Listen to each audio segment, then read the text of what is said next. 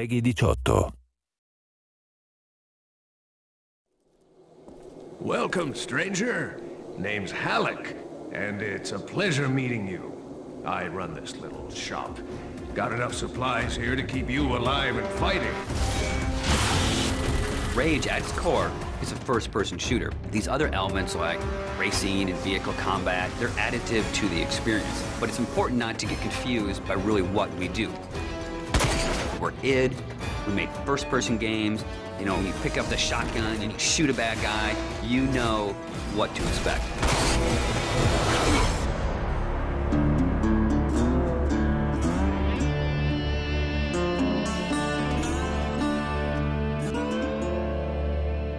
So in Rage, what we've tried to do is in every new environment that you enter, we give you a new weapon or a new ammo type or a new engineering item to keep the experience fresh. And as you play through the game, your arsenal grows and grows.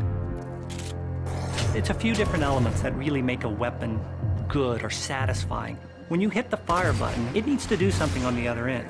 And that's where you get the feedback from blowing a head off or seeing a cool death animation.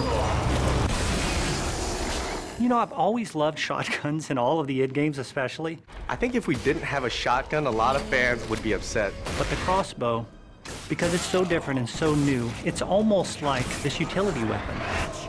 My favorite weapon in Rage is the wing stick. Let me guess. You want to know how to throw a wing stick. The wing stick is an offhand, instant throw weapon. The wing stick is such an iconic weapon. It's this bladed death boomerang, and it has like a smart nano targeting core, is some of the mythos that we've built into it. And if you time it right, you can chop the heads off of mutants with it. We have these things we call gadgets or engineering items. Things like a little remote control car with a bomb attached to it. Now you're building this little defense turret. If you have the parts and you have the plans to build it, you can build these anywhere in the world. So now you're running around, you're firing, and instead of just tossing a grate or just throwing the wing stick, you're tossing down a little defense turret. Then we have other more complex engineering items as you progress through the game, things like sentry bots that are automated robots that shoot all your enemies for you. If you utilize some of the other gadgetry items, you can make it a thinking man's game. But it doesn't stray too far from our core mechanics. It's one button. It all follows the same principle. I pay nicely for quality goods. There is an economy, and when people first think about the economy, they think RPG. But the economy is really your tool to manipulate how you want to play the game. It really is this player choice mechanic.